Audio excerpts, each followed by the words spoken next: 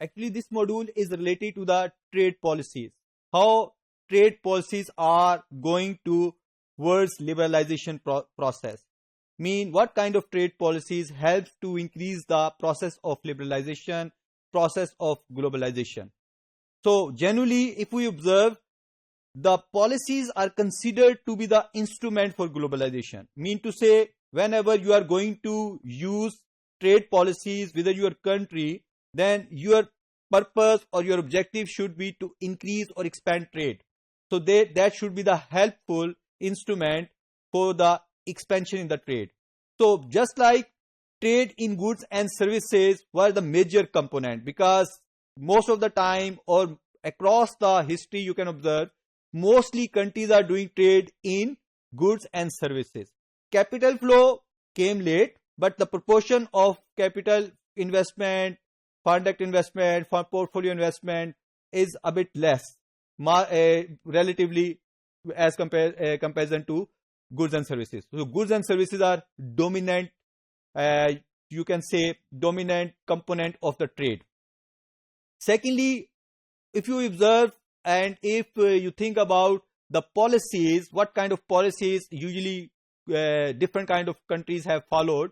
Mostly previously they followed inward policies and then they tried to outward policies. Outward policies mean export oriented policies. They start establishing those industries which are going to produce exportable surplus. So that strategy remained quite good because it leads towards successful growth of the economy. Open door policy, another kind of policy which allowed different kind of countries to be the part of the bilateral and multilateral trade agreements.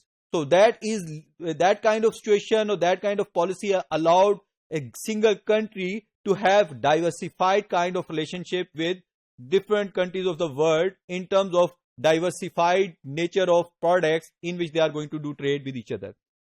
Secondly or thirdly, you can say the high growth in East Asia have been observed previously and Southeast Asia came late. Mean to say most development was observed. These East Asian countries were considered as newly industrialized economies. They successfully accomplished those tasks of high growth which usually achieved by the developed countries quite earlier. And Southeast Asia is going to follow them. If we just go through or review the historical trend in the globalization process and try to link it with the policy, what kind of policies across the world used by different kind of countries, then to an extent we can understand few things. One, pace of liberalization remained uneven. Mean to say, a liberalization process was not consistently growing up. It was not stagnant.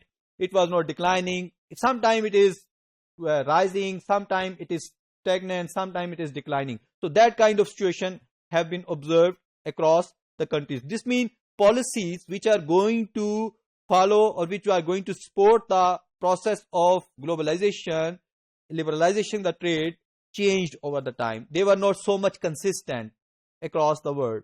Secondly, differential treatment of least developing countries. Actually, whenever international trade organizations develop, just like the World Trade Organization, the most demanding situation related to the developing countries was to give them the concessions, because they are poor countries, they are developing countries, they don't have mature industries, they can't compete in the world with the mature industries where the products are with high quality and with which are produced by strong corporations and companies. So that kind of concession, so they need that some kind of differential treatment should be given to the least developing countries in terms of allowing them to have some tariff, allowing them to have some non-tariff barriers, so that their industries are going to establish properly, they become strong, and then they can be open for the competition. Then the growth has been observed in terms of regional trade agreements. Over the time, regional trade agreements are going to increase. That is very important thing to understand regarding globalization. If a single country is going to negotiate with the rest of the world, you may imagine how much negotiating power a poor single country may have.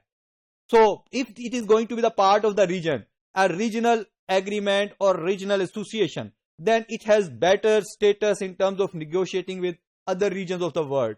So by joining the region, and then the regions are going to join each other, then they are going to have better negotiating power, because in a given region, limited number of countries can negotiate with each other more effectively as compared to the lot number of countries. And secondly, different regions are there, and these regions are going to negotiate with each other in terms of trade. So they are going to integrate more effectively as compared to single countries are doing that.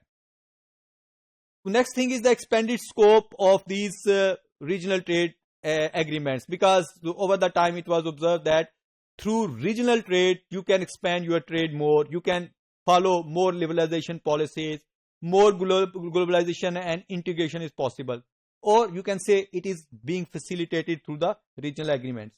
Here we are going to just observe what has happened over the time in the around 1.5 century.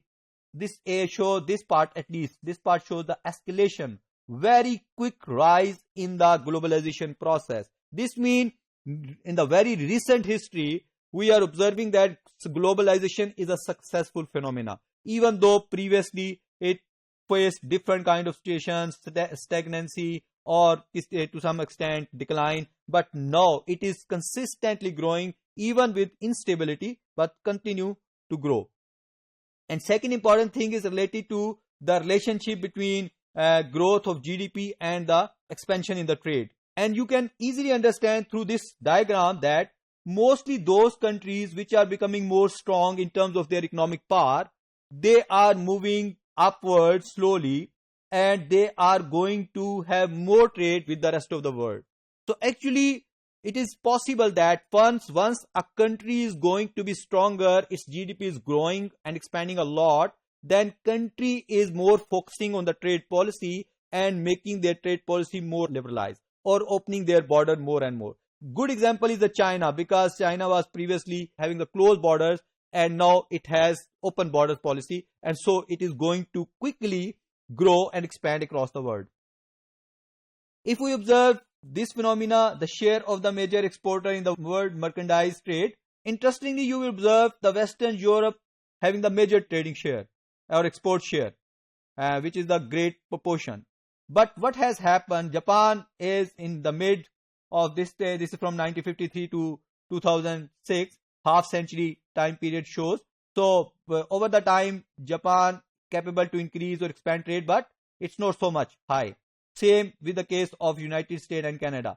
Their trade share was quite high, but it is not going to increase more and more.